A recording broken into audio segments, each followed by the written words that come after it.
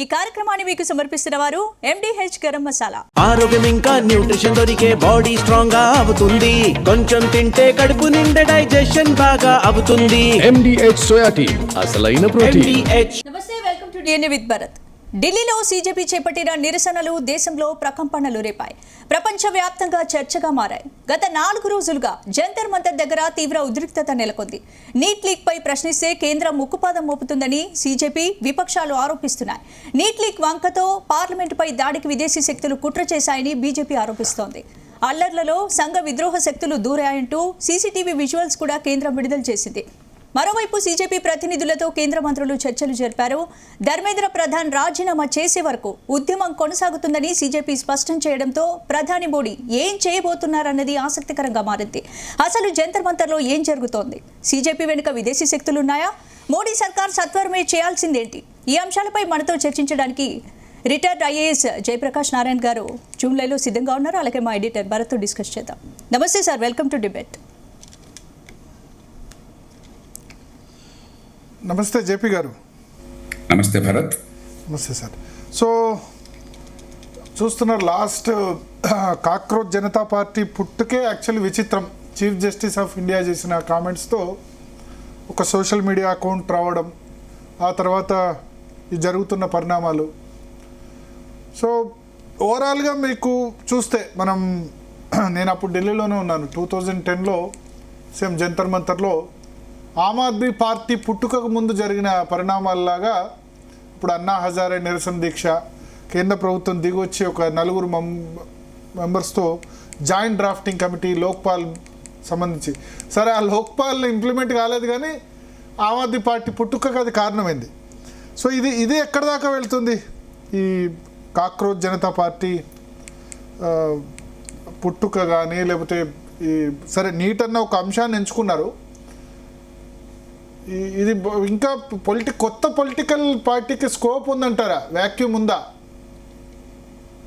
భరత్, మనం 3 విషయాలని పరిశీలించాలి.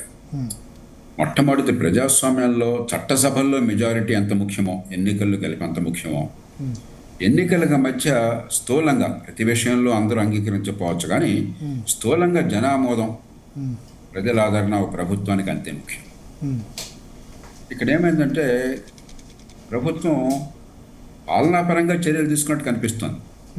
లీక్ కాగానే నీటి పరీక్షలు వెంటనే మళ్ళీ పరీక్షలు రద్దు చేసి వేరే పరీక్షకు ఏర్పాట్లు చేశారు, పరీక్షలు నిర్వహించారు సమర్థంగా. మరి ఆ NTA అధిపతిని వెంటనే బదిలీ చేసినట్టు గుర్తు నాకు. ఆ తర్వాత ఎవరెవరు ఉన్నారో గుర్తించి వాళ్ళ మీద కేసులు పెట్టారు. కాబట్టి పాలనాపరంగా మేము చేసాం కదా అని ప్రభుత్వం బహుశా అనుకుని ఉండొచ్చు. కానీ అంతకు మించి లక్షలాది మంది తల్లిదండ్రులు, పిల్లలు, మధ్యతరగతి వాళ్ళు ఏదో పరీక్షల్లో మార్కులు, ర్యాంకులు అదే కీలకమైన అంశంగా జీవన్మరణ సమస్యగా ఉన్నటువంటి ఆ వయసులో ప్రభుత్వం నుంచి ఆ స్పందన, సానుభూతి, మేము అర్థం చేసుకున్నాం మీ బాధని, ఈ పొరపాటు జరిగింది అని చర్యలు తీసుకోవడమే కాదు, చర్యలు ఏ రకంగా తీసుకుంటున్నాం వివరించడము, కొంచెం గట్టిగా సందేశాన్ని ఇవ్వటం, అది జరగల. ఇరాన్ యుద్ధము, ఆ గొడవలు, ఇంధనం కొరత, దేశంలో గందరగోళం కావచ్చు, ఇతర రాజకీయమైనటువంటి ఎజెండాలు కావచ్చు, మరి మనకి 131వ రాజ్యాంగ సవరణ, మహిళల రిజర్వేషను, డిలిమిటేషన్ లాంటివి కావచ్చు, ఏ కారణమైనా కానివ్వండి, ఈ మధ్యలో దీని పరిపాలనా పరంగా చర్యలు తీసుకున్నాం కానీ ఉదాసీనంగా ప్రవర్తించాలన్న భావన కనిపిస్తున్నారు. కాబట్టి ప్రజాస్వామ్యంలో అది ఎప్పుడు మంచిది కాదు. మీరు చేస్తుంది కరెక్టా కాదా చాలదు, ప్రజలకు అర్థమైందా లేదా, ప్రజలకు నచ్చ చెప్పారా లేదా అని చెప్పిన. రెండో విషయం, మనం సోషల్ మీడియా యుగంలో ఉన్నాం. మీరు ఇందాక చెప్పారు, ఎక్కడో అమెరికాలో ఉన్నటువంటి ఒక భారతీయ యువకుడు ప్రధాన న్యాయమూర్తి అదాలాపంగా, అనాలోచితంగా వేరే సందర్భంలో చేసిన కొన్ని వ్యాఖ్యలకు స్పందించి వెంటనే ఒక ట్వీట్ పెట్టగానే కొన్ని లక్షల మంది స్పందించడము అంటే ఏమిటి? ఇది సోషల్ మీడియా యుగంలో ప్రజల మనసుల్లో ఏదైనా ఆర్తి ఉన్నట్టయితే ఏ రూపంలోనైనా సరే దానికి ఒక మార్గాన్ని చాలా వేగంగా ప్రజలు సమీకరించడం చెప్పనేది మనకు సులభమైపోయింది. బంగ్లాదేశ్లో చూసాం, శ్రీలంకలో చూసాం, నేపాల్లో చూసాం, సోషల్ మీడియా యుగంలో ఉన్నాం. ప్రభుత్వాలేమో రోజుల్లో స్పందిస్తాయి, సోషల్ మీడియాలో క్షణాల్లో స్పందన కనిపిస్తుంది. ప్రభుత్వాలకు ప్రపంచమంతా కూడా ఈ సోషల్ మీడియా యుగంలో వేగంగా వచ్చినటువంటి ఆ ప్రచారం కానీ లేకపోతే సమాచారం కానీ వాస్తవం కావచ్చు, కొన్ని సందర్భాల్లో అవాస్తవం కావచ్చు, కానీ వేగంగా పాకుతుంది. దాన్ని సమర్థంగా మరి వాస్తవాలు చెప్పేటువంటి అవకాశం ప్రభుత్వాలకు దొరకటం లేదు. అది రెండోది. మూడోది, ఇంతకుముందే చెప్పినట్టుగా బయట మన అంచడికి రాజకీయము, టీవీ కెమెరాలో వచ్చేటువంటి ఆ వీడియో క్లిప్పింగ్స్, అది ఏ పార్టీకి లాభం, ఏ పార్టీకి నష్టము, ఆమ్ ఆద్మీ పార్టీ లాగా వస్తుందా, మరి రాజకీయంగా ఆనాడు కాంగ్రెస్ పార్టీ నష్టపోయినట్టుగా బీజేపీ నష్టపోతుంది, ఇలా ఆలోచిస్తున్నాయి. ఇవన్నీ తాత్కాలికమైన, ఎవరుంటే కావాలి, ఎవరిపోతే ఏం కావాలి. ఒక మౌలికమైన సమస్య మన ఆర్థిక వ్యవస్థలో, మన ఉపాధి కల్పనలో ఉంది. అది లేకపోతే ఇవన్నీ సాధ్యం కాదు. 85% మంది మన దేశంలో ఇప్పటికి కూడా అసంఘటిత రంగంలో రెక్కాడితే కానీ డొక్కాడక, ఉద్యోగ భద్రత లేక, నెల జీతం అనేది లేక బతుకుతున్నారు కష్టపడి. కానీ ఆధునిక యుగంలో ఏంటి, ప్రతి వాళ్ళకి కూడా మంచి జీవితం కావాలి, మంచి ఉద్యోగం కావాలి, ఉద్యోగ భద్రత కావాలి అని కోరుకోవటం తప్పలేదు కదా. కానీ ఆర్థిక వ్యవస్థలో ఎదుగుదల ఉంది, అభివృద్ధి ఉంది, అభివృద్ధి ఫలాలు కొంతమేరకు అందుతున్నాయి మనకు. కానీ కావలసినంత మేరకు వివిధ వర్గాలకి, యువతకి అందటం లేదు. ఇంక్లూజివ్ డెవలప్మెంట్ లేకుండా పోయింది. మరి దీన్ని ప్రభుత్వము, రాజకీయ పార్టీలు ఒక అవకాశంగా తీసుకుని ఇప్పుడు ఈ అభివృద్ధి నమూనాలో ఎక్కడ మనకు లోపాలు ఉన్నాయి, ఎక్కడ కొరతలు ఉన్నాయి, దాన్ని ఏ రకంగా సవరించాలి, దాని మీద దృష్టి పెడితే దీనివల్ల ఫలితం వస్తుంది. లేకపోతే మీరు ఆమ్ ఆద్మీ ఆనాటి యాంటీ కరప్షన్ మూవ్మెంట్ లాగా ఎవరో ఒకరికి రాజకీయంగా లాభం చేకూర్చవచ్చు, కానీ దేశంలో మౌలికమైన మార్పులు రావు. అంత గొడవ చేసి చివరికి కొండ వెలుగుని పెట్టారు కదా. లోక్పాల్ బిల్ కూడా రాదు కదా, వచ్చింది. కానీ ఒక రసహీనమైన లోక్పాల్ చట్టం వచ్చింది, రంగు రుచి వాసన లేనటువంటి లోక్పాల్ వ్యవస్థ వచ్చింది. దాని మీద ఫైట్ చేసిన ఆయన జైల్లోకి వెళ్లాల్సి వచ్చింది. అవినీతి మీద ఫైట్ చేసిన ఆయన వ్యక్తే ఆయన సంవత్సరం పాటు జైల్లో ఉండాల్సిన పరిస్థితి వచ్చింది. కాబట్టి ప్రజల్లో ఉన్నట్టు అంత ఆసక్తి, అంత ఆందోళన దేశానికి ఫలితాలు ఇవ్వాల. దానివల్ల ఒకే ఒక్క ఫలితం మంచిది వచ్చింది. అప్పుడు లోక్సత్తా నుంచి నేను పూనుకుని దేశంలో 15 మంది మహామహుల్ని, మరి బాగా పేరు ప్రతిష్టలు ఉన్న పెద్దలందరినీ కలిపి సుప్రీంకోర్టుకు వెళ్ళి ఆ స్పెక్ట్రమ్ లైసెన్సులు క్యాన్సిల్ చేయించి ఖచ్చితంగా కాంపిటేటివ్ బిడ్డింగ్ ద్వారా పారదర్శకంగా కేటాయించాలని చెప్పి సుప్రీంకోర్టు అంగీకరించింది. అప్పటి నుంచి స్పెక్ట్రమ్ అలొకేషన్లో ₹1 కూడా అవినీతి లేదు. ఆ ఒక్క ప్రయోజనం తప్ప అవినీతి దేశంలో పోలేదు, బలమైన లోక్పాలు రాలేదు, సమర్థమైన లోక్పాలు రాలేదు, అనుకున్న ప్రయోజనం నెరవేరలేదు. ఎవరు అధికారంలోకి వస్తే మనకేం కావాలి, మన దేశ ప్రయోజనాలు నెరవేరాలి కదా. కాబట్టి ఇప్పుడు రాజకీయాలను పక్కన పెట్టేసి, పక్షపాతాలను పక్కన పెట్టి, అభివృద్ధి నమూనాలో ఉన్న కొరతలను తొలగించి గ్యారంటీగా ఆర్థికాభివృద్ధి ఫలాలు సామాన్యులకు అందుతాయి, ఉపాధి పెరిగే అవకాశం ఉందని మార్గాన్ని చూపెట్టాలి. ఓకే సార్, ఇప్పుడు ప్రధాన డిమాండు ధర్మేంద్ర ప్రధాన్ రాజీనామా చేయాలి. ఇప్పుడు కేంద్ర మంత్రి రాజీనామా చేయాలన్న డిమాండు, సరే నీట్ పేపర్ 2 సార్లు లీక్ అయింది ఆయన టర్మ్లో కాబట్టి రాజీనామా చేయాలంటున్నారు. సో ఆ రాజీనామా చేస్తే అన్ని సమస్యలు పరిష్కారం అయిపోతాయా? నెక్స్ట్ పేపర్ లీక్ కాదని గ్యారంటీ ఉందా? ప్రతి రాష్ట్రంలో లేదా కేంద్రంలో ఏదో ఒక పేపర్ లీక్ అయినా అవుతుంది. సో ఈ డిమాండ్తో ఇప్పుడు వాళ్ళు ఏంది, ఇది నాన్ నెగోషియబుల్ డిమాండ్ అంటారు. ధర్మేంద్ర ప్రధాన్ రాజీనామా చేస్తేనే మేము దీన్ని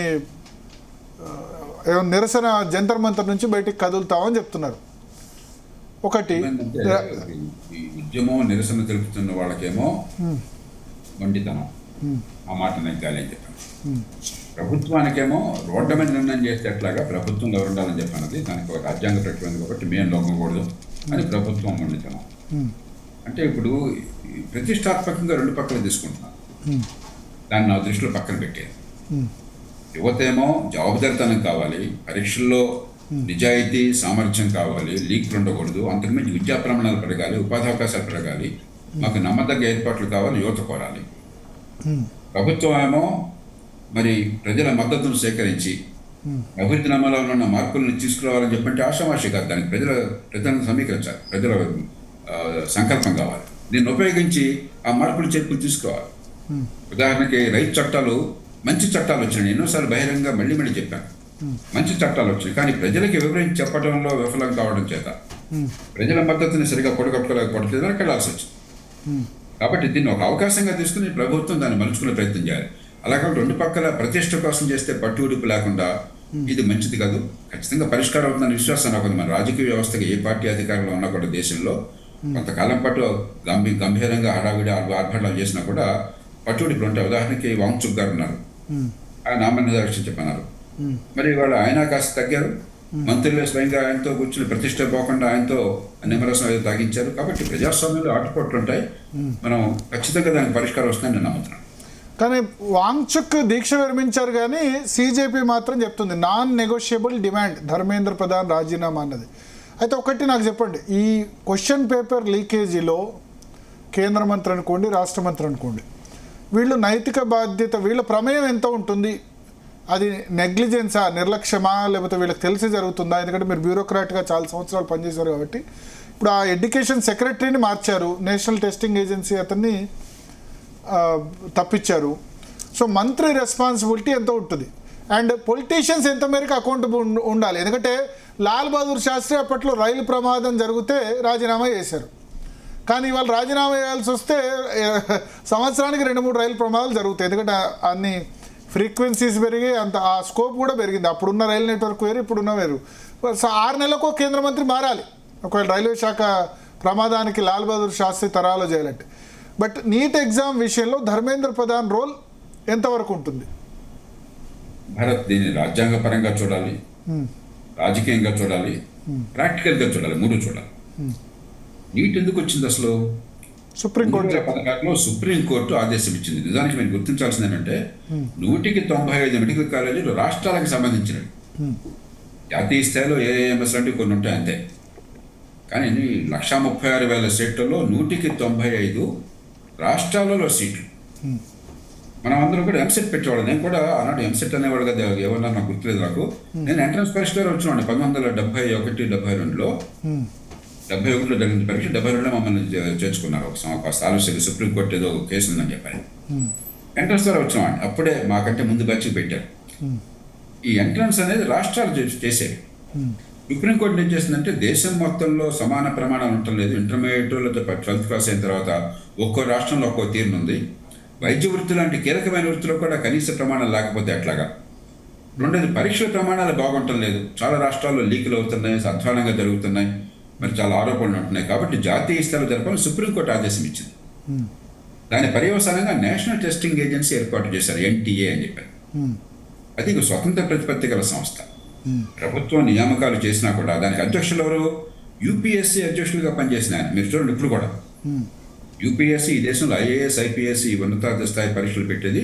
గత 70-80 ఏళ్లలో మంచి ప్రమాణాలతో అంత అత్యున్నత స్థాయిలో నియామకాల్లో కూడా మిగతా పొరపాట్లు ఎన్నున్నా కూడా అవినీతి కానీ, లేకపోతే ఆశ్రిత పక్షపాతం కానీ, లేకపోతే ప్రభుత్వంలో అధికారంలో ఉన్న వాళ్ళ మాటలు వింగారని కానీ ఇప్పటిదాకా విశ్వసనీయ ఆరోపణతో లేదు. ఆ అధ్యక్షులు ఆ పదవిలో చేసిన మనిషి ఇక్కడ అధ్యక్షులుగా ఉన్నారు. ఎన్టీఏకు అధిపతిని ఒక అధికారిని స్వతంత్ర ప్రతిపత్తితో పెట్టారు. అలాంటప్పుడు మామూలుగా రోజువారీ నిర్వహణలో ప్రభుత్వ ప్రమేయం ఉండదు, మంత్రి ప్రమేయం ఉండదు, కార్యదర్శి ప్రమేయం కూడా ఉండదు. ఎన్టీఏ అధిపతిని నాకు గుర్తున్నంత వరకు వెంటనే తీసేశారు.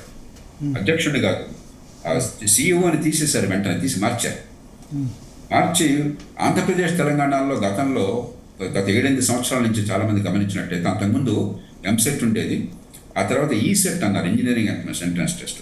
దానికి ఏం చేశారు? ఇప్పుడు ఈసెట్ మీకు తెలుసో లేదో కంప్యూటర్ ద్వారా పెడుతున్నారు, మంచి ప్రమాణాలతో పెడుతున్నారు. అది చేస్తున్న బృందాన్ని తెలంగాణ వారితో కూడా నేను కొన్ని వారాల క్రితం మాట్లాడాను వేరే సందర్భంలో. చాలా బాగా చేస్తున్నారు. మా బృందాన్ని పంపించాను, ఏం చేస్తున్నారు చూడడం కోసం చెప్పని.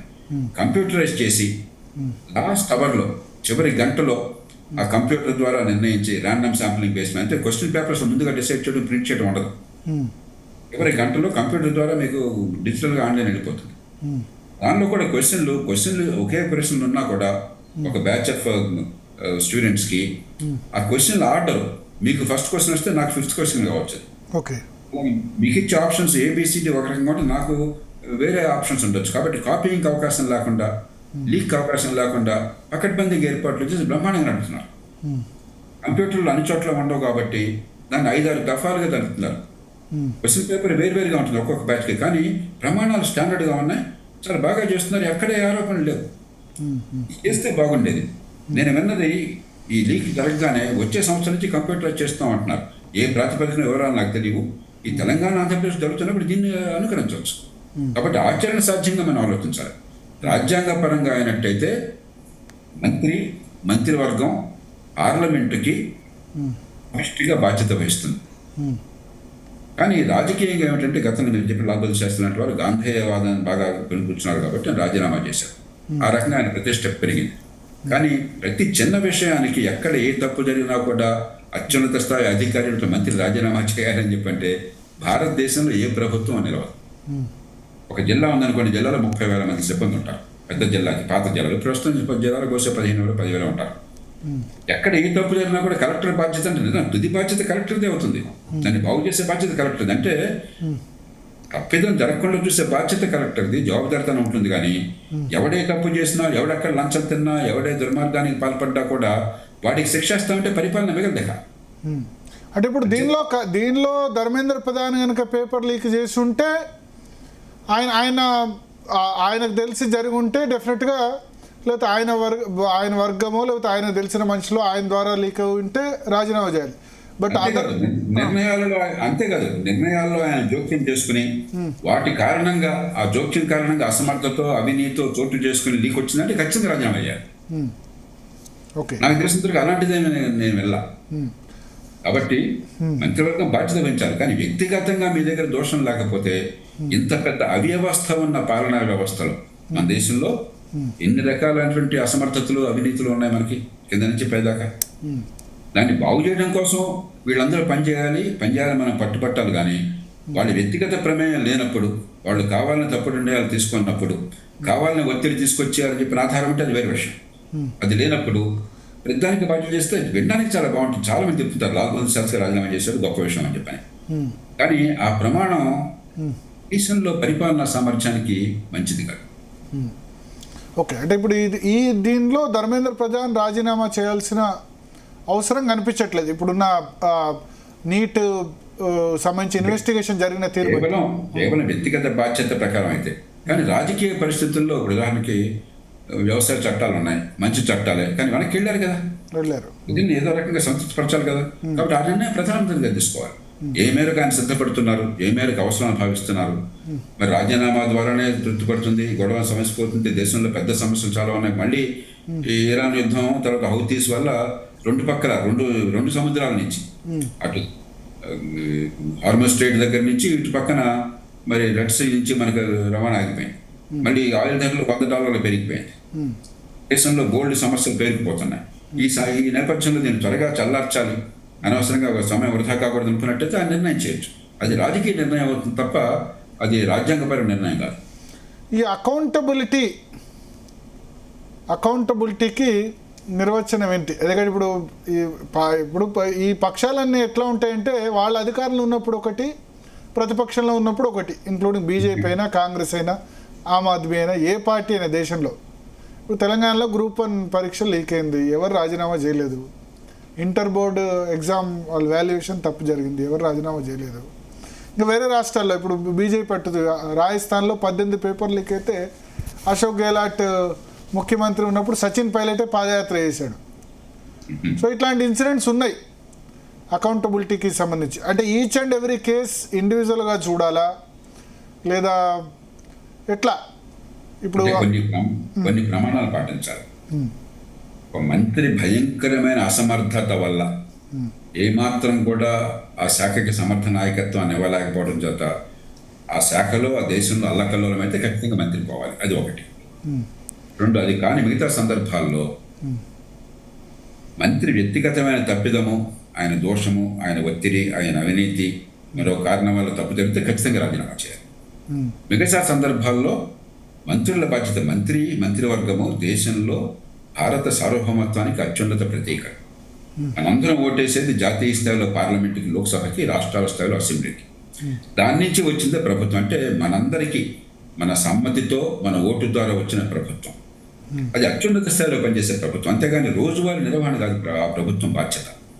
కాబట్టి వాళ్ళ ప్రమేయం వల్ల తప్పు జరగకుండా ఉంటే, విపరీతమైన అసమర్థత, దేశానికి నష్టం జరిగే అసమర్థత లేకుంటే మంత్రుల రాజీనామా రాష్ట్రంలో కావచ్చు, దేశంలో కావచ్చు. అది రాజకీయంగా సరే సహజంగా చేస్తాము, పార్లమెంట్లో చేస్తారు, బయట చేస్తారు. ప్రజాస్వామ్యంలో అవసరం, ఆ విమర్శ అవసరం, ఒత్తిడి అవసరం. కానీ ఆ ప్రమాణం ఏ పార్టీ అయినా కూడా, రాష్ట్రమైనా జాతీయ స్థాయినా కూడా యూనిఫామ్గా ఇప్పటికైనా మనం సెట్ చేయడం దేశానికి మంచిది. సార్, ఒకటి ఈ పేపర్ లీకేజీల నివారణ చేయాలంటే ఎట్లా? ఎందుకంటే టెక్నాలజీ వచ్చింది సార్.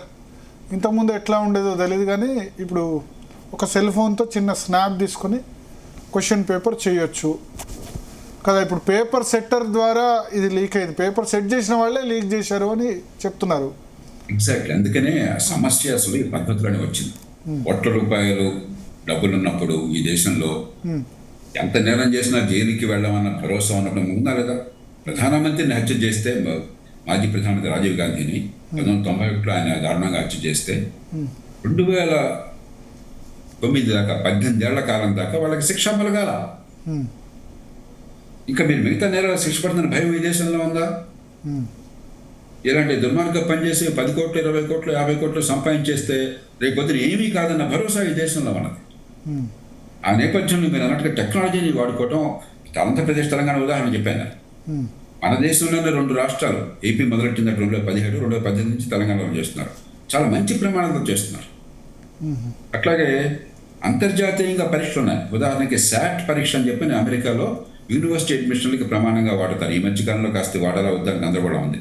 సెట్లు, స్కాలాస్టిక్ యాప్టిట్యూడ్ టెస్ట్ అని చెప్పాను, మంచి ప్రమాణాలు టెస్ట్ నిర్వహిస్తున్నారు. అది ఆన్లైన్ నిర్వహిస్తారు. ఇండియాలో కూర్చొని మీరు శాట్ రాయొచ్చు. అట్లాగే ఎంబీబీఎస్ లేని వాళ్ళకి ప్రపంచంలో, అమెరికాలో గ్రాడ్యుయేట్ అయినా, మెడికల్ గ్రాడ్యుయేట్స్ అయినా, ప్రపంచంలో ఎక్కడైనా సరే, అమెరికాలో మీకు లైసెన్స్ కావాలి, అమెరికాలో మీకు పోస్ట్ గ్రాడ్యుయేషన్ చేయాలని చెప్పంటే స్టెప్ 1, స్టెప్ 2, స్టెప్ 3 పరీక్షలు ఉంటాయి. అత్యున్నత ప్రమాణాలతో కంప్యూటర్ ద్వారా చేస్తున్నారు.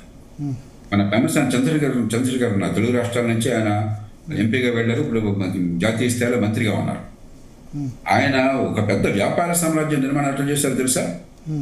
ఈ స్టెప్ 1, స్టెప్ 2, స్టెప్ 3 పరీక్షలకి యూ వరల్డ్ అని చెప్పని ఈ విద్యార్థులు ప్రపంచంలో ఎక్కడున్నా సరే వాళ్ళందరికీ సులభంగా ఉండేట్టుగా మెటీరియల్ తయారు చేస్తే ప్రపంచం అంతా బోర్డు అంత ప్రసిద్ధి పొందింది. ఆ పరీక్షలు రాయాలంటే అసలు ఆ యూ వరల్డ్ని తీసుకునే వాళ్ళు ఎవరు ఉండరు. అలాంటి వాళ్ళతో కూర్చుంటే మీకు పరీక్షలు జరపాలి చెప్తారు. ఆధునిక యుగంలో అక్రమాలు జరగకుండా పరీక్షలు జరపడానికి అద్భుతమైన పద్ధతులు కొత్తగా మనం సృష్టించక్కర్లా ఉన్నాయి.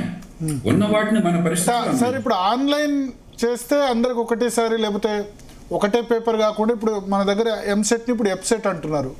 4-5 రోజుల్లో పెడతారు. ఒక్కొక్కళ్ళకు ఒక్కో పేపర్ వస్తుంది, మోడరేషన్ చేసి చేస్తారు. సో అట్లా చేస్తే కరెక్టేనా? బట్ నీట్లో ఏంటంటే నార్మలైజేషన్ అనేది కరెక్ట్ ప్రాసెస్ అయినా, ఎందుకంటే ప్రతి each and 0.5% mark also important. ప్రశ్నలు ఒకే తీరున ఉన్నప్పుడు, ఒకే సంక్లిష్టత ఉన్నప్పుడు అది ఖచ్చితంగా మంచి ప్రమాణమే. ఇప్పుడు మనకి ఇంజనీరింగ్ ఈసెట్లో మీరు చెప్పినటువంటి ఆ పేరు ఏమన్నా నాకు గుర్తులేదు. ఆంధ్రప్రదేశ్లో అమలు కావట్లా. ఈప్సెట్ అండి, ఈఏపీ సిఈటి. ఇప్పుడు ఎంసెట్ ను ఈప్సెట్ అంటారు. కరెక్ట్. దాన్ని ఎవరు ప్రతిఘటించట్లేదు, ఎవరు కాదంటలేదు, సంతోషంగా ఉన్నారు అంతాను.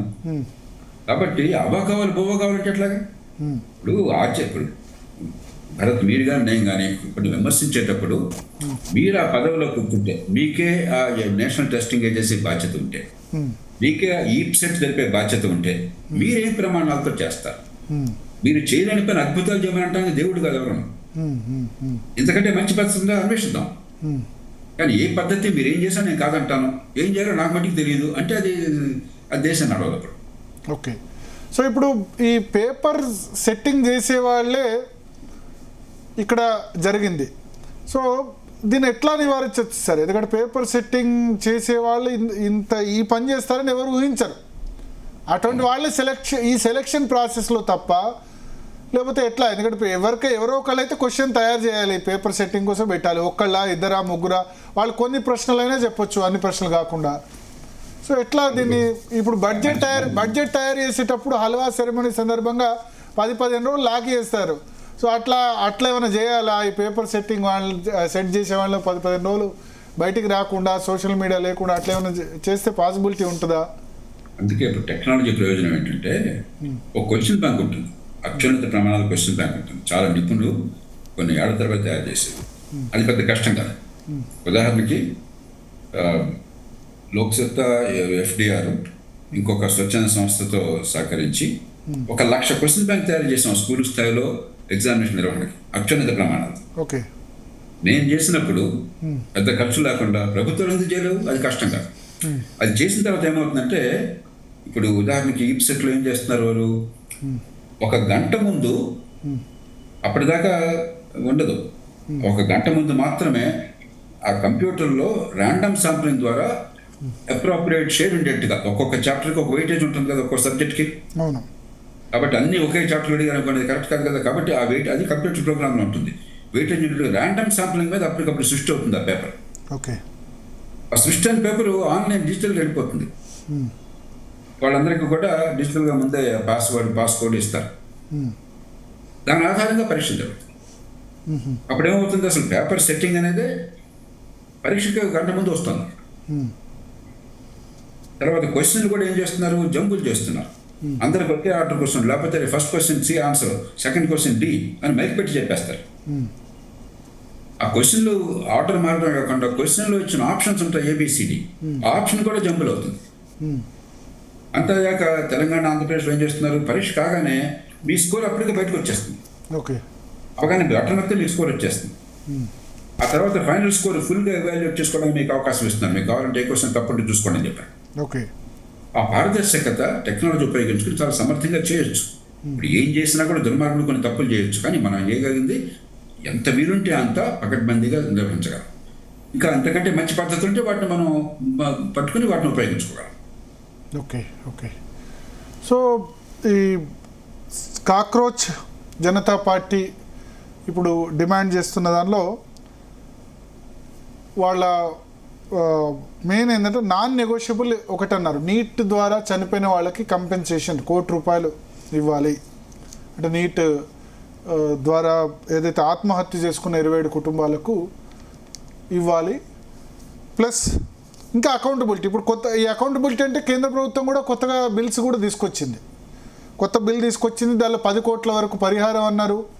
ఆ తర్వాత ఫాస్ట్ ట్రాక్ కోర్టులు 3 నెలల్లో నిర్ణయం తీసుకుంటాయని చెప్పారు. ఇంతకాలం ఎందుకు రాలేదు మరి బిల్స్ కానీ వీటి కానీ ఇటువంటి చట్టాలు? ఈ 10 సంవత్సరాల జైలు శిక్ష కూడా తక్కువే అనిపిస్తుంది నాకు. అంటే భారత్ ఈ దేశంలో జాతీయ స్థాయిలో 3,000 చట్టాలు, రాష్ట్రాలలో 30,000 చట్టాలు. ఓకే, ప్రపంచంలో ఎక్కడ లేనంత సంఖ్యలో ఉన్న చట్టాలు భారతదేశంలో ఉన్నాయి.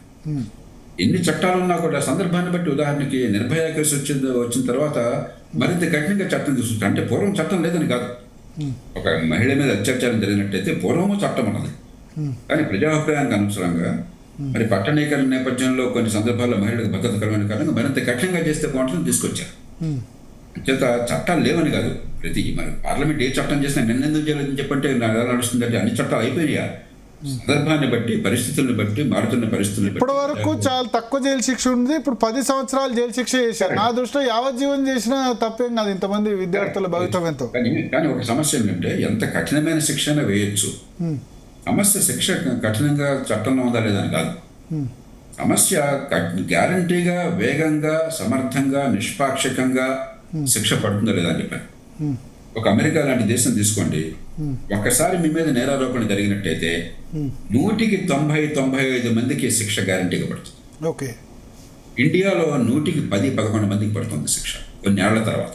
ఓకే, కాబట్టి శిక్ష పడుతుందని భయం లేకపోయా అసలు. ఓకే, తప్పించుకుంటాం అని. కాబట్టి ఇది అంటే మన దగ్గర మరి అట్లా ఉంది కదా, 100 మంది దోషులు తప్పించుకున్నా పర్లేదు, బట్ ఒక నిర్దోషికి శిక్ష పడకూడదు అన్నది మన లా కదా. ఆ దేశాల్లో అది చట్టం ఉంది.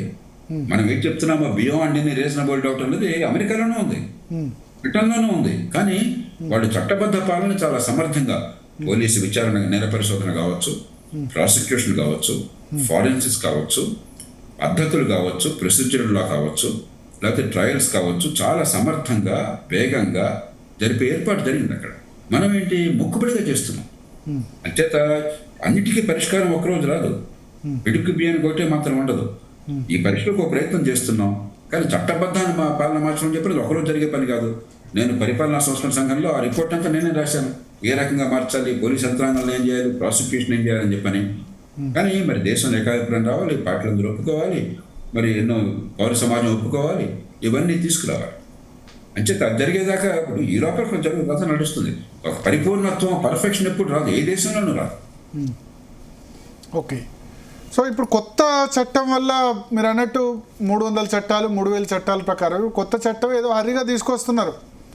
తీసుకొచ్చినంత మాత్రాన అవుతుందా? ఇంత హరిలో బదులు ఒక నెక్స్ట్ సెషన్ వరకు లేకపోతే స్టాండింగ్ కమిటీకి పంపించి చేయకూడదా? ఎందుకంటే నిర్భయ చట్టం కూడా తీసుకొచ్చారు, బట్ ఏం అత్యాచారాలు ఏం తగ్గినట్టు అనిపించలేదు. పోక్సో ఉంది, పోక్సో సంబంధించి కూడా అంతే హరిగా తీసుకొచ్చారు, బట్ చాలా రకరకాల ఇష్యూస్ వినిపిస్తున్నాయి వీటి వల్ల. అందుకే ప్రజాస్వామ్యంలో అవసరాన్ని బట్టి చట్టాలు అవసరం, కానీ చట్టం చేసిన మాత్రం చాలు, నెససరీ బట్ నాట్ సఫిషియంట్, అవసరం కానీ చాలు. అదే సమయంలో మరి ఇప్పుడు ఉదాహరణకి మంత్రి రాజీనామా చేస్తే పరిష్కారం అవుతుందా? మరి ఎందుకు డిమాండ్ వచ్చింది? కనీసం మాకు గుండె మంట చల్లారుతుంది అని చెప్పాను.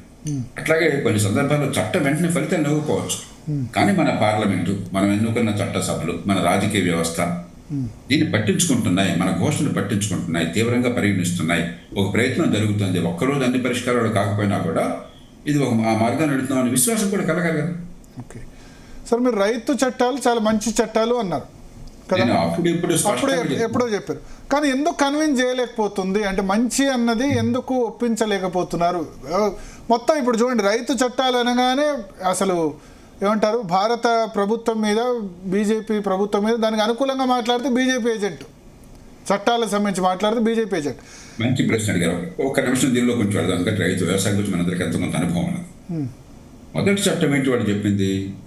ఎసెన్షియల్ కమోడిటీస్ యాక్ట్ అని ఒక చట్టం, దుర్మార్గమైన చట్టం, నిత్యావసర వస్తువుల చట్టం అన్న పేరుతో రైతుని కొంప ముంచింది. రైతు తను ఉత్పత్తి చేసిన వస్తువు నిలవుంచుకోవాలని హక్కు లేదు, రైతు ఇష్టం మార్కెట్లో అందే రేటుకు అమ్ముకోవడానికి హక్కు లేదు, ఎవరికి అమ్మాలో నిర్ణయించుకునే హక్కు లేదు. అంటే ఉత్పత్తి మీరు చేసినా కూడా మీ చేతులు ఏం లేకుండా రాజకీయ ప్రయోజనాల కోసం, వినియోగదారుల ప్రయోజనాల కోసం రైతులు బలిపెట్టారు. 2011లో ఉదాహరణకి మన ఉమ్మడి ఆంధ్రప్రదేశ్ రాష్ట్రంలో ఆనాడు ధాన్యం, బీపీటీ ధాన్యం, ఒక బస్తా 74 కేజీల ధాన్యం 750 రూపాయలు పలికింది. పక్క రాష్ట్రాల్లో అదే నాడు కర్ణాటక, మహారాష్ట్రలో 1200 రూపాయలు అదే ధాన్యం. ఏం లేదు, ఈ గ్రామంలో ఈ ఊరి నుంచి పక్క ఊరికి వెళ్తే 1200 వస్తుంది, ఈ ఊళ్ళో 750 ఈ చట్టం వల్ల. ఎందుకని? ఈ చట్టాన్ని దుర్మార్గంగా ఉపయోగించారు కాబట్టి, మీరు అక్కడ పోయి అమ్మడానికి వీల్లేదన్నారు కాబట్టి. అప్పుడు నేను వేలాది మంది రైతులతో పాదయాత్రలు చేసి ఈ చట్టాన్ని ఉల్లంఘించి అక్కడ అమ్మి దమ్ముంటే అరెస్ట్ చేయమని చెప్పంటే మొత్తం వీగిపోయి దేశంలో ఈ లోకల్గా ఉన్నటువంటి బ్యారియర్స్ అని తొలగిపోయాయి. అట్లాగే ఆనాడు ప్రపంచ దేశాల్లో బియ్యం ధర బాగా ఉంటే మనకి ధర పడిపోతే ఎగుమతి నిషేధించారు. ఇవన్నీ ఆ చట్టం ద్వారా చేశారు. ఈ మొట్టమొదటి చట్టం, రైతు చట్టాలు ఏం చెప్పారు? మే నుంచి అలాంటి చట్టాన్ని ప్రయోగించాం అసాధారణ సందర్భంలో అయితే తప్ప. మార్కెట్లో రేటు భయంకరంగా పెరిగిపోయి ఇక వల్ల కాదనుకుంటే తప్ప ఆ చట్టాన్ని ప్రయోగించమని చెప్పి అన్నారు. రైతుకు మంచిదా కదా మీరు చెప్పండి? రైతుకు రేటు ఆపకుండా, రేటు నిరోధించకుండా మార్కెట్ నిరోధించే చట్టాన్ని మేము అమలు చేయము, రైతుకు అన్యాయం చేయమని చెప్పన్నారు. ఏ రైతుకు నష్టం? ఇప్పుడు అదే మరి అన్ని రాజకీయ పార్టీలు కూడా నల్ల చట్టాలు అని చెప్పి. ఎగ్జాక్ట్లీ. రెండో చట్టం ఏంటి? మార్కెట్ యార్డులు అనేవి పెట్టారు దేశంలో. ఈ మార్కెట్ యార్డుల ద్వారా మాత్రమే అమ్మాలి, మీరు ఇంకో చట్టం అమ్మడానికి వెళ్ళేది. ఒకవేళ బయట ఎక్కడ అమ్ముకున్న మార్కెట్ యార్డు వాళ్ళకి ఆ మార్కెట్ యార్డు ఉపయోగించుకోకపోయినా 2% మరెంతో మీరు సెస్ కట్టాలని చట్టం పెట్టారు. ఈ చట్టంలో ఏమన్నారు? మీరు ఎక్కడైనా అమ్ముకోవచ్చు, మార్కెట్ యార్డ్లో మాత్రం అమ్మే ఆ సౌకర్యాలు ఉపయోగించుకుంటే మీరు 2% కట్టాలని, లేకపోతే కట్టక్కర్లేదని. రైతుకు లాభం నష్టమా? మూడోది ఏం చేశారు? టొమాటో కానీ మరో పంట కానీ ఏమవుతుంది? రేటు వస్తే 60 రూపాయలకి వెళ్తుంది, వినియోగదారులు గగ్గోలు పెడుతున్నారు. మర్నాడు ఏమవుతుంది? ₹1 పడిపోతుంది టొమాటో, రైతులంతా గగ్గోలు పెట్టి రోడ్డు మీద పారేస్తున్నారు, పేపర్లో ఫోటోలు వస్తున్నాయి. ప్రపంచంలో ఎక్కడ ఇట్లా ఉండదు. వచ్చే ఏడాది ఏ రేట్ ఇస్తారు నాకు ముందు తెలిసిన అనుకోండి, ఏమో 65 రూపాయలు ఏమైనా, 15 రూపాయలు మీకు గ్యారంటీకి ఇస్తాం, మీరు కానీ ఉత్పత్తి చేసి అమ్మితే 15 రూపాయలు ఇస్తాం, మనం కాంట్రాక్ట్ చేస్తున్నాం, మీరు అమ్ముతారని గ్యారంటీ లేకపోతే నేను పరిశ్రమ పెట్టలేను, దాన్ని వాడుకోలేను, కాబట్టి నాకు భరోసా కావాలి మీరు అమ్ముతారని, మీకేమో రేటు భరోసా కావాలని ఒక ఒప్పందం ఉందనుకోండి. అప్పుడు రైతుకి లాభం, పరిశ్రమ నుంచి పరిశ్రమలు వస్తాయి, వినియోగదారుడికి రేటు మరీ హెచ్చుతగ్గులు ఉండవు. కాంట్రాక్ట్ ఫార్మింగ్ అది మ్యాండేటరీ కాదు, మీ ఇష్టం. రైతుకి ఇష్టమైనట్టయితే నాకు ఈ రేటు బాగుంటుంది, నాకు ఆ రేటు భరోసా కావాలనుకుంటే రైతు ఒప్పందంలోకి వెళ్ళచ్చు. దానికి ఏర్పాట్లు చేస్తూ చట్టం వచ్చింది. రైతుకు లాభం నష్టమా? మరి అర్థం కాక ప్రధానంగా ఏమైందంటే, పంజాబ్ లాంటి ప్రాంతాల్లో మండీ యాక్ట్ అని పూర్వం నుంచి చౌదరీరావు కాలం నుంచి, మన ప్రతాప్ సింగ్ రావు కాలం నుంచి ఉంది. బలమైనటువంటి మార్కెట్ యార్డులు ఉన్నాయి, బాగా సమర్థంగా చేశారు. అక్కడ బాగా రాజకీయంగా పెరుగుబడి నాయకులు, వాళ్ళ గుత్తాధిపత్యం పోతుందన్న కారణంగా, అదొక్కటే కారణం, వాళ్ళకి ఆ బలం ఉండబట్టి స్థానికంగా వాళ్ళు ప్రేరేపించారు. విషయం అర్థం చేసుకోకుండా గందరగోళం చేశారు.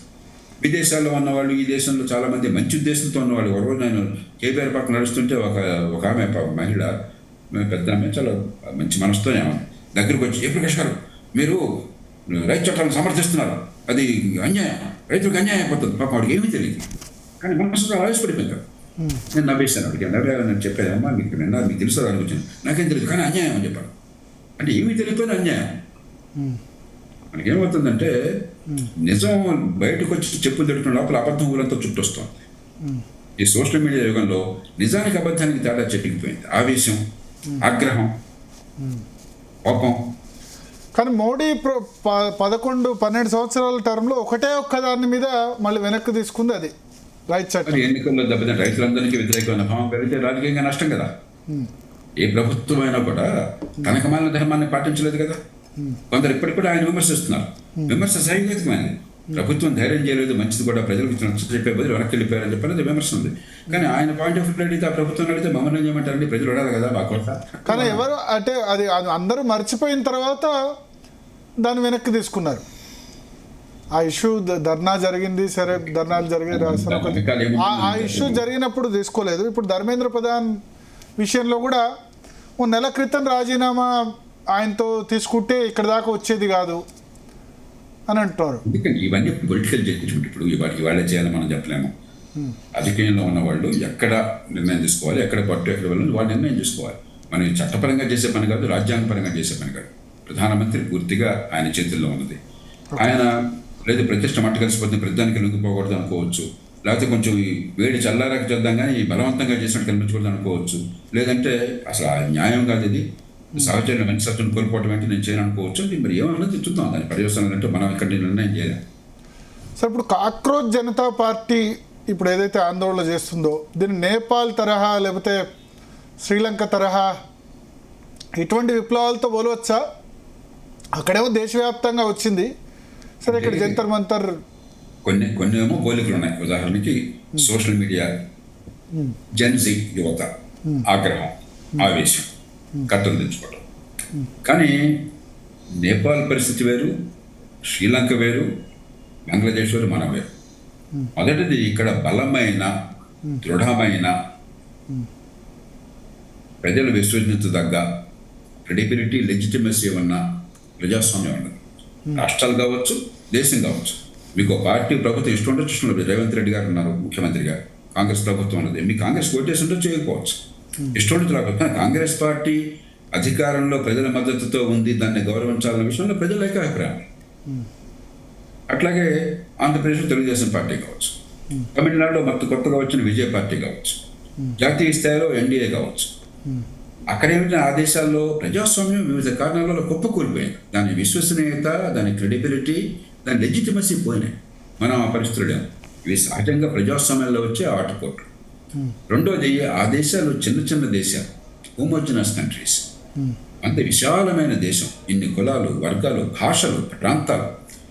ఇక్కడ ఉన్న సమస్య అక్కడ ఉండదు, అక్కడ ఉన్న సమస్య ఇక్కడ ఉండదు. కాబట్టి అడపదడప సమస్యలు వస్తుంటాయి, కానీ దేశంలో వ్యవస్థని కుప్పకూల్చే పరిస్థితి ఉండదు, ఉండకూడదు. ఉండాలని మనం కోరుకుంటే మనం మూర్ఖులు.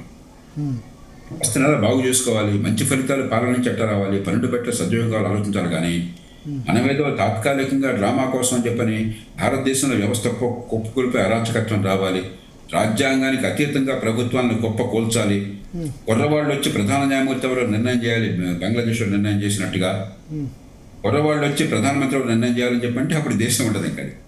కాబట్టి వాళ్ళంతా మనకంటే 50 పార్లమెంటరీ డెమోక్రసీకి రెస్పెక్ట్ లేకుండా స్ట్రేట్ ఫైట్ కాదు, స్ట్రీట్ ఫైట్కి ఇంపార్టెన్స్, దాని ప్రతిపక్షంలో ఉన్న వాళ్ళు కూడా రెచ్చగొడుతున్నారు. బంగ్లాదేశ్ తరహా వస్తుంది, నేపాల్ తరహా వస్తుంది, కానీ ఆ దేశాలు ఏమైపోయినాయని చూడట్లేదు కదా. బంగ్లాదేశ్, నేపాల్ ఆర్థిక పరిస్థితులు ఏమైపోయినట్లు రావడం వల్ల శ్రీలంక పరిస్థితి ఇండియాలో వస్తే నిజంగానే యూత్ ఆస్పిరేషన్ పెరుగుతుంది. బంగ్లాదేశ్లో ఇవాళ దేశ అధ్యక్షుడు రాజీనామా చేశాడు కొద్దిసేపటి క్రితం. ఎస్, దేశ అధ్యక్షుడు, నాట్ ప్రధాని. షేక్ హసీనాతో టచ్లో ఉన్నాడని రాజీనామా చేయించారు అంటున్నారు. మరి దీనిలో 2 విషయాలు గమనించాలి. డాక్టర్ బాబాసాహెబ్ అంబేద్కర్ 1949 నవంబర్ 26వ తారీఖు అంటే రాజ్యాంగాన్ని ఆమోదించిన రోజు, అమలైన 2 నెలల తర్వాత ఆమోదించింది నవంబర్ 1949లో. ఆనాడు ఒక ప్రామాణికమైన ప్రసంగం చేశారు రాజ్యాంగ సభను ఉద్దేశించి, దేశాన్ని ఉద్దేశించి. ఏమన్నారంటే, వలస పాలన కాలంలో మనకి స్వేచ్ఛ లేదు, హక్కులు లేవు, మన బానిసలు. మనకి స్వపరిపాలన లేదు. వాడెవడో పరాయవాడు వచ్చి తెల్లతోలు వాడు వచ్చి మన ప్రమేయం లేకుండా మన ఆక్రమించుకుని మన పాలించాడు. కాబట్టి అప్పుడు నిరసించాలంటే స్వతంత్రం కావాలంటే రకరకాల పద్ధతులు పాటించాం. క్విట్ ఇండియా ఉద్యమంలో భయంకరమైన హింస జరిగింది. 10,000 మంది చచ్చిపోయారు ఆ ఉద్యమంలో.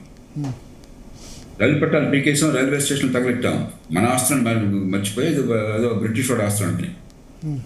ఆనాడు సరే మంచి చూడ చెల్లింది. కానీ ఒక్కసారి మనకి రాజ్యాంగబద్ధమైన స్వేచ్ఛలు వచ్చిన తర్వాత, ఒక్కసారి మనకు ఓటు ద్వారా ఎన్నికైన ప్రభుత్వాన్ని ఏర్పాటు చేసిన వాళ్ళ ద్వారా పరిపాలించుకున్న స్వపరిపాలన వచ్చిన తర్వాత నిరసనకు హక్కు ఉంది. కానీ నిరసన పద్ధతులు ప్రజాస్వామ్యబద్ధంగా, శాంతియుతంగా, ఆటంకం లేకుండా రాజ్యాంగం పరిధిలో ఉండాలని స్పష్టంగా చెప్పారు. దాన్ని ఈ దేశంలో అన్ని పార్టీలు, ఈ పార్టీ ఆ పార్టీ తడలేదు, వామపక్షాలు కావచ్చు, ఇవాళ అధికారంలో జాతీయ స్థాయిలో ఉన్న బీజేపీ కావచ్చు, చాలా కాలం అధికారంలో ఉన్న కాంగ్రెస్ కావచ్చు, ప్రాంతీయ పార్టీలు కావచ్చు, అన్ని పార్టీలు ఉల్లంఘించాయి. అసలు ఏ రకమైనటువంటి అడ్డు లేకుండా విశృంఖలంగా ప్రభుత్వాన్ని ఎదిరించడం కోసం అది చాలా గొప్ప హీరోయిజం అన్నట్టుగా ఒక వాతావరణాన్ని సృష్టించాయి. మనం దాని నుంచి బయటపడాలి, నిరసన తెలపాలి, ప్రభుత్వాన్ని నిలదీయాలి, జవాబుదారీగా చేయాలి. కానీ హింస ద్వారా కాదు, బలవంతంగా కాదు, నిషేధాజ్ఞలను ఉల్లంఘించడం వల్ల కాదు, పార్లమెంట్ మీద దండెత్తడం ద్వారా కాదు, ఎర్రకోట మీద బలవంతంగా వెళ్ళి జెండాలు మార్చడంలో కాదు. ఇవన్నీ రాజ్యాంగ విరుద్ధమైన పద్ధతులు, ఆటంకం కలిగించే పద్ధతులు, శాంతియుత పద్ధతులు కాదు. ఈ దేశంలో ఇంకా స్పృహ రాల. రెండోది, ప్రజాస్వామ్యంలో పార్లమెంటు, చట్టసభలు సరైన వేదికలు. మనకు అభిప్రాయ భేదాలు సహజం. మీరే నేను మాట్లాడితే కూడా మీకు అభిప్రాయం ఉంటుంది, నాకు అభిప్రాయం ఉంటుంది. అది అభిప్రాయ భేదం కలగానే అమితం చెప్పుకుంటాం, మనం తనుకుంటాం అంటే ఇంకా దేశం నడుస్తుందా? పార్లమెంట్ అంటే ఏమిటి? శాంతియుతంగా, హుందాగా, హేతుబద్ధంగా అభిప్రాయ భేదాలను సమన్వయం చేసేటువంటి వేదిక.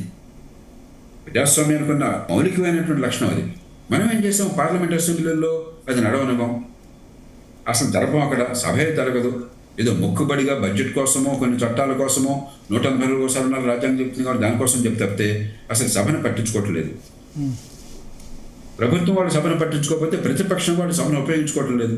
అక్కడ అరుపులు, కేకలు, పడిబాబులు, కాగితాలు చించేటాలు, వాకౌట్లు తప్ప, సభ బయట నిరసనలు, గందరగోళాలు తప్ప. సభ కదా మీకు ఉన్న వేదిక. సభలో ఎన్నుకునేది ఎందుకు? ప్రజల భావాన్ని, మీ అభిప్రాయాన్ని మీరు ప్రకటించడం కోసం, ఏకాభిప్రాయం సాధించడం కోసం. ఏకాభిప్రాయం సాధించలేకపోతే, ఒకరినొకరు ఒప్పించలేకపోతే మెజారిటీ ప్రకారం ప్రజాస్వామ్యం నిర్ణయాలు జరగడం కోసం. అది పూర్తిగా మర్చిపోయినాం. చాలా విచిత్రం ఇది. ప్రపంచంలో ఎక్కడ ఇలా ఒక పరిణితి చెందిన ప్రజాస్వామ్యం ఉండదు. అసెంబ్లీ కానీ, పార్లమెంట్ కానీ అత్యుత్తమ వేదిక. అందుకే అక్కడ సభ్యులకు పూర్తి హక్కులు ఉన్నాయి. వాళ్ళు ఏదైనా మాట్లాడచ్చు. లోపల వాళ్ళు ఏం మాట్లాడినా దాని మీద కోర్టులో చర్య చేసిన అవకాశం లేదు, పోలీసులు కేసు పెట్టే అవకాశం లేదు. రాజ్యాంగబద్ధంగా హక్కు ఇచ్చారు. ఎందుకంటే ప్రజల భావాలు వ్యక్తం చేయడానికి, ప్రజల ప్రయోజనాలు కాపాడడానికి పూర్తి స్వేచ్ఛ ఉండాలని చెప్పని. ఆ స్వేచ్ఛను ఉపయోగించుకుంటా బయటకు వచ్చి మేము గందరగోళం చేస్తామంటే అట్లా ప్రతి పార్టీ. కాబట్టి ఈ రెండు ఉన్నంతకాలం మనకి గందరగోళం తప్పదు. నాయకులు అట్లా ఉంటే ప్రజలు ఇంకో రకంగా ఎట్లా ఉంటారు? నాయకుల్లో క్రమశిక్షణ ఉంటే, బాధ్యతతో ఉంటే ప్రజలు ఏ పార్టీ చెందినా కూడా మనం క్రమశిక్షణతో ఉంటాం. మీరే చట్టాన్ని ఉల్లంఘించి మాకు చెప్తే ఎట్లాగా? ఓకే, ఇప్పుడు జంతర్ మంతర్లో 10,000 మంది, ఆ ప్లేస్లో 5-10,000 మంది పడతారు సార్. యాక్చువల్లీ జంతర్ మంతర్ ఢిల్లీ చూసిన వాళ్ళకి చాలామందికి అవగాహన ఉంటుంది. 10,000-15,000కు మించి పట్టరు. ఎందుకంటే నేను అన్నా హజారే మొదటి రోజే దీక్ష చేసినప్పుడు ఆయన పక్కనే ఉండి రాత్రి 9 గంటల బులెటిన్ లైవ్ ఇచ్చాను.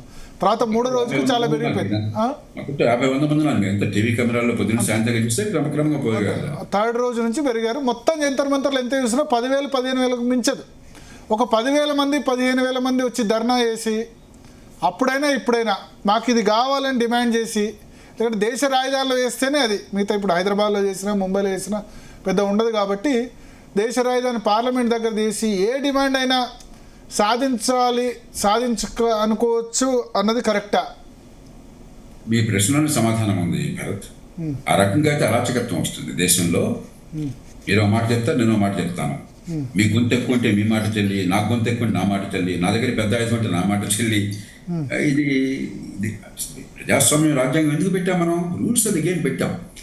అభిప్రాయ భేదాలను సమన్వయం చేయడం కోసం కొన్ని పద్ధతుల్ని పెట్టాం రాజ్యాంగంలో. చాలా ఎందుకు ఇంత పొడిగైన రాజ్యాంగాన్ని ఇన్ని 100 పేజీలు ఎందుకు రాస్తున్నాం ఇన్ని అధికరణాలు? మన అభిప్రాయ భేదాలని ప్రజా సంక్షేమం కోసం సమన్వయం చేయటం ఎట్లా, ఏకాభిప్రాయం సాధించడం ఎట్లా, ఏకాభిప్రాయం లేకపోతే శాంతియుతంగా అందరూ అంగీకరించేందుకు నిర్ణయాలు తీసుకోవటం ఎట్లా, ఒకవేళ ఆ నిర్ణయం నచ్చకపోతే వచ్చే ఎన్నికల్లో వాళ్ళు ఓడించడం ఎట్లా? ఇదంతా పెట్టాం మనం. దాన్ని మనం గౌరవించకపోతే ప్రజాస్వామ్యం గురించి, స్వేచ్ఛ గురించి మాట్లాడే అర్హత మనకు లేదు. Okay okay. సో ఒకటి ఇక్కడ సార్, ఇప్పుడు సిజేపీ కాక్రోచ్ జనతా పార్టీ సంబంధించి చూసాం, జంజీ మొత్తం మంది సపోర్ట్ ఉన్నట్ట కాక్రోచ్ జనతా పార్టీకి. నిజంగా జంజీ వ్యతిరేకంగా ఉంటే అంటే నాకేంటంటే ఒక 4 రాష్ట్రాల ఎన్నికలు మొన్నే జరిగాయి. వెస్ట్ బెంగాల్, అక్కడే యూత్ ఉన్నారు కదా, అక్కడ 18 సంవత్సరాలు దాటిన వాళ్ళు ఉన్నారు. వెస్ట్ బెంగాల్ తర్వాత రాష్ట్రాల్లో మరి భారతీయ జనతా పార్టీకి మద్దతు కనబడ్డది. ఈ 2 నెలల్లో ఆ తర్వాత నీట్ ఎగ్జామ్ లీక్ అయింది. ఇంతలోనే వ్యతిరేకత వచ్చినట్ట. ఎందుకంటే ఇప్పుడు ఈ ఉద్యమంలో వేరే శక్తులు ప్రవేశించాయి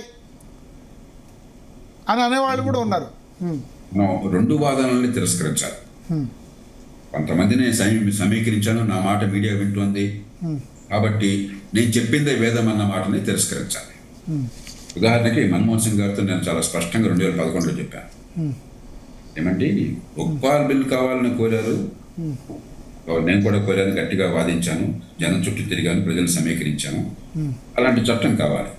కానీ ఎలాంటి చట్టం కావాలన్నది ఒకే ఒక్క బృందం, ఒక్క కామ ఒక్క పదంలో తేడా లేకుండా 5 అన్నా హజారే, శాంతి భూషణ్, ప్రశాంత్ భూషణ్, అరవింద్ కేజ్రీవాల్, కిరణ్ బేడి, 5 ఒక్క కామ కానీ ఒక్క పదం కానీ తేడా లేదు.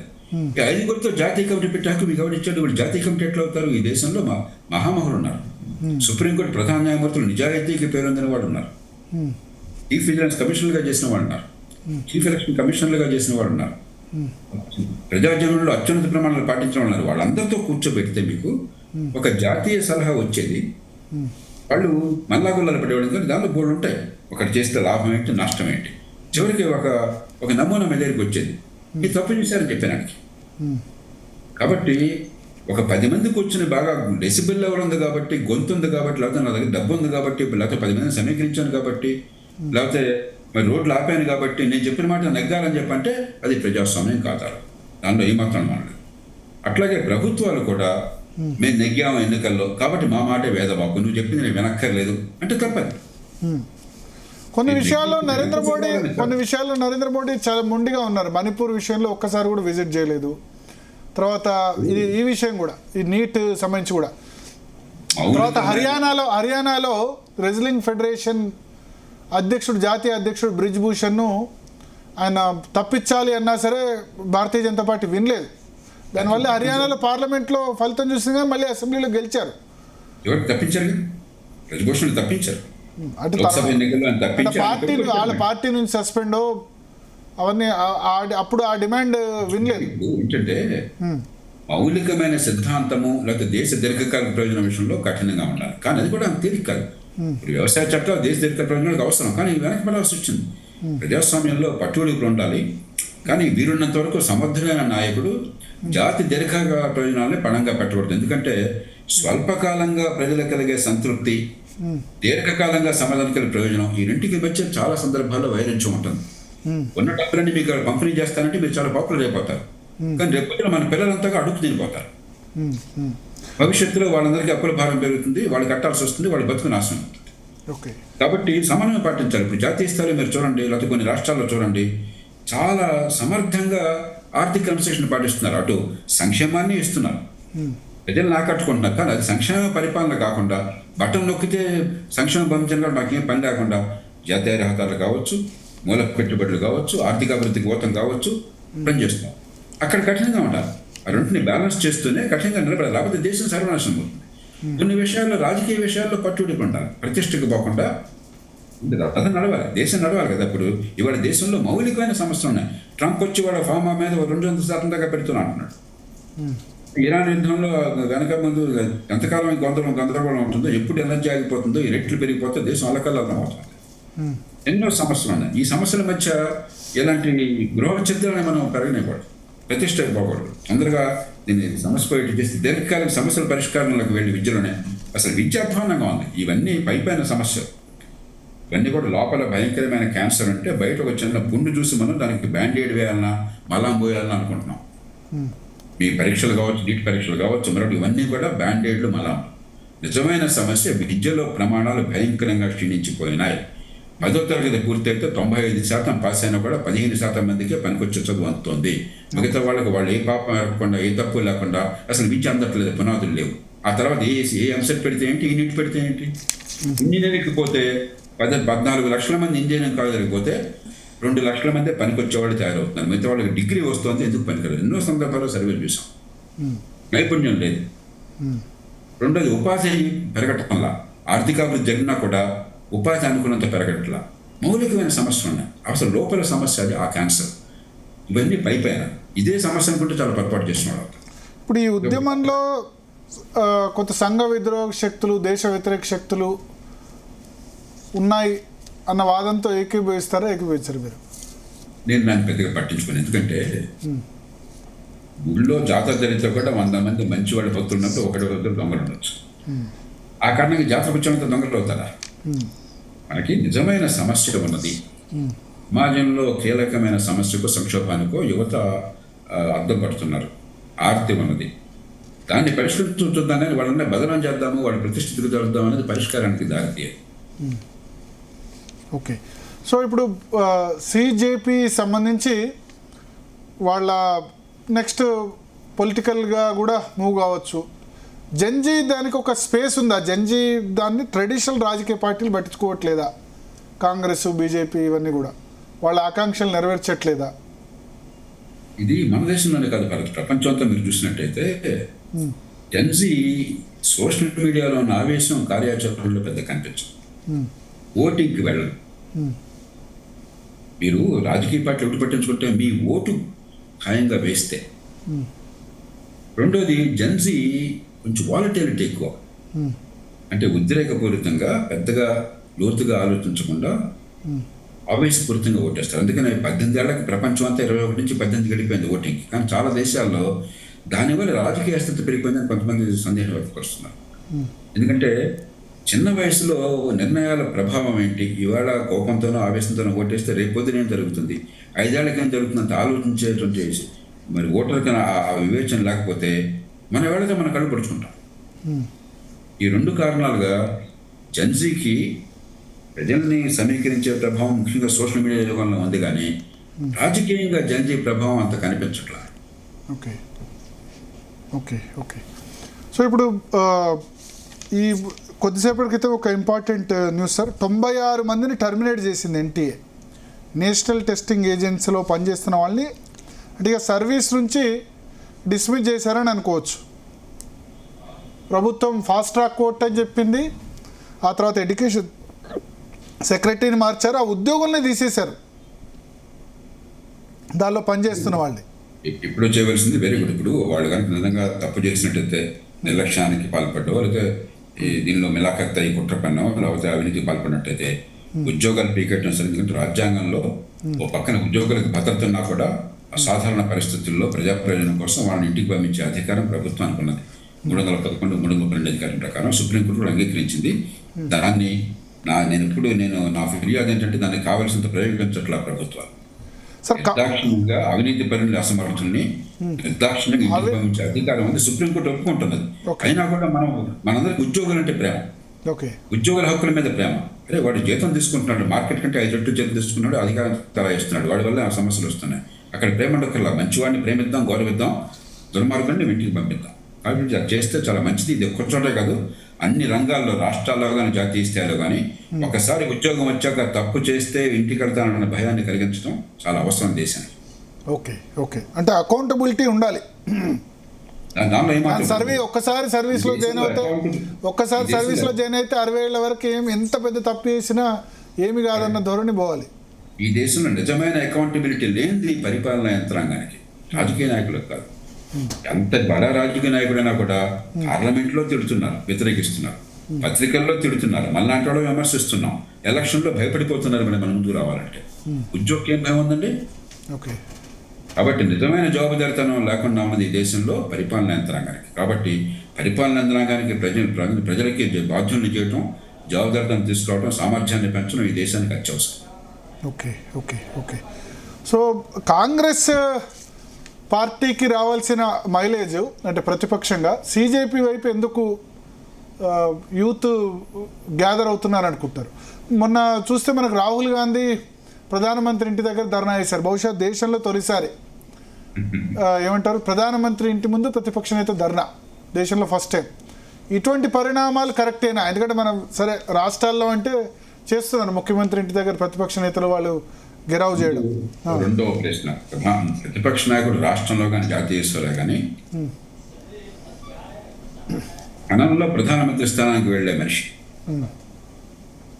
కాబట్టి ఆ హుందాతనాన్ని, ఆ నాయకత్వ లక్షణాలని, అన్నింటినీ సమన్వయించిన పద్ధతిని, రాజ్యాంగ విలువల్ని పాటించకపోతే ప్రధానమంత్రి కావచ్చు, ప్రతిపక్ష నాయకుడు కావచ్చు, దేశం నష్టపోతుంది. అది పద్ధతి కాదు. పార్లమెంటు మీకు బలమైన అవకాశాన్ని ఇచ్చింది. నేను రాష్ట్ర శాసనసభలో ఉన్నప్పుడు నేను ఏకసభ్య పార్టీ నాది, ఒకే ఒక సభ్యుడు.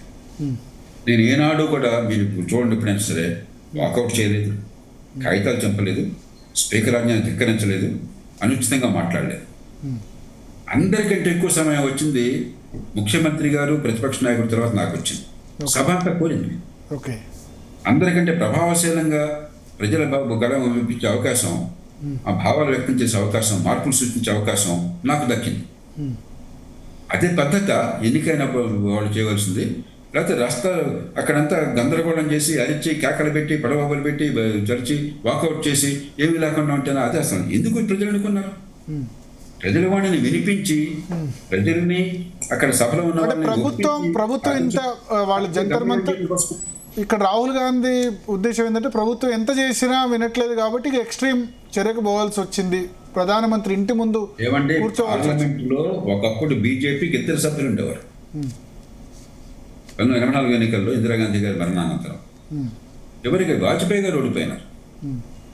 అప్పుడు ప్రాంతీయ పార్టీ అనే తెలుగుదేశం పార్టీ వారు అక్కడ సమర్థంగా వినిపించారు వారి గళ.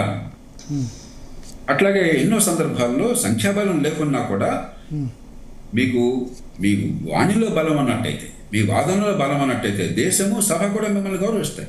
ఓకే, అంతేగాని సభ అన్నది గొప్ప వేదిక. అంత వేదిక ఇంకెక్కడ ఉంటుందండి? సభలో చర్చ జరిగినప్పుడు ఎంత హుందాగా జరిగింది. 2 సందర్భాల్లో జరిగింది గత 20 ఏళ్లలో. లోక్పాల్ బిల్లు మీద బ్రహ్మాండమైన చర్చ జరిగింది. ఒకసారి చూడండి రికార్డ్స్. బ్రహ్మాండమైన చర్చ జరిగింది. జిఎస్టీ బ్రహ్మాండమైన చర్చ జరిగింది. అసలు దాన్ని పర్మిట్ చేస్తే కదా. సభలో చర్చ జరగకుండా ఉండటమే పార్టీల నాయకత్వంగా కనిపిస్తోంది. పార్టీ నాయకులు గొడవ చేయి, చర్చ జరగకుండా చేయి, సభ ఆపేసేయి, సభలో కేకర పడబోబులు చేయి, వాడిని ఎవరిని మాట్లాడనివ్వకు, ఇది మనం ఇచ్చే డైరెక్షన్స్. కాబట్టి చర్చ ద్వారా ప్రజలకు న్యాయం జరుగుతుంది. చర్చ ద్వారా నిర్మాణాత్మక పరిష్కారం వస్తుంది. ప్రభుత్వాన్ని నిలవరించు తప్ప అరుపులు కేకల పడబోబుల ద్వారా కాదు. రెండవది, ఎందుకని కాంగ్రెస్ పార్టీ స్థానాన్ని కొంత కోల్పోయింది అంటే, ఈ దేశంలో కొన్ని మంచి జరుగుతున్నాయి. మౌలిక సదుపాయాల కల్పన, ఆర్థిక క్రమశిక్షణ, ఆర్థిక అభివృద్ధి కోసం కొన్ని ఏర్పాట్లు, సంతోషం. కానీ జరగనివి చాలా ఉన్నాయి. సామాన్యుడికి ఫలితాలను సమర్థంగా అందించేటువంటి అభివృద్ధి ఫలాలు రావటం లేదు. ఇంక్లూజివ్ గ్రోత్ రావటం లేదు. విద్యను గురించి చెప్పాను, నైపుణ్యం లేకుండా ఉంది. ఉపాధి కల్పన లేనటువంటి ఆర్థిక అభివృద్ధి జరుగుతుంది. దానికి ప్రత్యామ్నాయ ఆర్థిక విధానాలను సూచించి ప్రజల్ని మరి సమీకరించి పార్లమెంట్లో, అసెంబ్లీలో చెప్పాలి నాయకులు. అది మన బాధ్యత. వాళ్ళు చేసిన మంచిని మీరు ఒప్పుకోలేకపోతే, మెచ్చుకోలేకపోతే మాట్లాడుకుంటూ ఉన్నాం. ఎక్కడ కొరతలు ఉన్నాయో దానికి పరిష్కారాన్ని చూపెట్టి ప్రజల మెప్పుని పొందుదాం, ప్రజల ఓటు పొందుదాం. అది ప్రతిపక్షం పాత్ర. మనకేమైంది? ప్రభుత్వంలో ఉన్నవాడు ఏం చేసినా సరే నేను నో అంటాను, నేను ప్రత్యామ్నాయం చెప్పను. వాడి కొరతలు నాకు అనవసరం. దాన్ని ప్రత్యామ్నాయ ఎజెండా నేను తీసుకున్నాను. వాడిని తిట్టడమే నా లక్ష్యం. వాడు సూర్యుడు తూర్పును ఉదయించాడంటే నేను కాదు పశ్చిమాన్ని అంటాను. సూర్యుడు పశ్చిమాన్ని అస్తమిస్తానంటే కాదు తూర్పుని అంటాను. నేను ఎడ్డమంటే తెడ్డమంటాను. ఇది ఈ పార్టీ ఆ పార్టీ కదా, అన్ని పార్టీలు అట్టాగా ఉన్నాయి, జాతీయ స్థాయిలో, రాష్ట్రాల్లో. ఇది ప్రజాస్వామ్యానికి. అందుకని ప్రజాస్వామ్యం మనకి ఎన్నికల్లో కోలాహలంగా ఓటు వేయటము, ఎన్నికైన తర్వాత నిరసన ప్రదర్శనలు చేసి రస్తారోకోలు చేయడానికి పరిమితమైంది. సార్, పరిణితి పెరగాలి. మోడీ ప్రభుత్వ పతనానికి ఇది ఒక తొలిమెట్టు అనేవాళ్ళు ఉన్నారు, దాంతో ఏకీభవిస్తారా? నాకు రాజకీయ విశ్లేషణ తెలియదు. నేను ఎప్పుడు చెప్పినా కూడా ఎన్నికల్లో వీళ్ళు గెలుస్తారంటే వాళ్ళు ఓడిపోయారు, ఇంకోటి గెలుస్తారంటే వాళ్ళు లేదు. కాబట్టి అది నాకు తెలియదు. అంత తెలివితేటలు నాకు లేదు. ఎందుకంటే ఈ దేశంలో దేశ ప్రయోజనాలు జరగాల్సిన పనులు వేరు, ఎన్నికల్లో స్థానిక పరిస్థితులను బట్టి ఓట్లు పడే తీరు వేరు. అన్ని సందర్భాల్లో మన అంచనా వేరు. 2004 ఎన్నికల్లో పొరపాటును కూడా వాజ్పేయి ప్రభుత్వం పోతుందని నేను అనుకోవాలి. దేశంలో చాలా మంది అనుకోవాలి. కాబట్టి నాకు అనవసరం కూడా. ఎవరు గెలిచారో నేను ఎప్పుడు నమ్మేది, బహిరంగ చెప్పేది, పోటీలో ఎవరున్నారు, ఎవరు నెగ్గారో నాకు అనవసరం. ఎన్నికైన తర్వాత నాకేం జరిగిందో నాకు అవసరం. ఎన్నిక అందుకోసం, ఎన్నిక మన కోసం. ఓటు వేసేవాళ్ళు, పన్ను కట్టేవాళ్ళ కోసం కానీ పోటీ చేసేవాళ్ళ కోసం కాదు, నాయకుల కోసం కాదు. ఎన్నిక ప్రజల కోసం. మనం మర్చిపోయినాం. ఇదేదో క్రికెట్ మ్యాచ్ లాగా, 2020 లాగా, టెన్నిస్ మ్యాచ్ లాగా అనుకుంటున్నాం. మనం మౌన ప్రేక్షకులు అయినా. నేను మౌన ప్రేక్షకులుగా ఉన్నాను. మనం హీరోలం, పౌరులంగా, ఓటర్లంగా. వాళ్ళు మనకు సేవ చేయడం కోసం వస్తూ ఉంటాం. ఎవరు నెగ్గినా నాకేం జరుగుతుందో నేను చూసుకోవాలి. Okay, thank you Jayaprakash Narayana గారు, జీవితాల కోసం Thank you. మీ అమూల్యమైన సమయం కేటాయించారు. చివరిలో ఆన్సర్ చాలా బాగా నచ్చింది సార్. ఎందుకంటే ఎవరు గెలిచినా మనకేం జరుగుతుందో చూసుకోవాలి, ఎవరు గెలుస్తారు అన్నది నాకు ముఖ్యం కాదు. నా అంచనాలు చాలాసార్లు తప్ప నేను కూడా మీరు ఫ్రాంక్గా ఒప్పుకున్నందుకు. So thank you very much.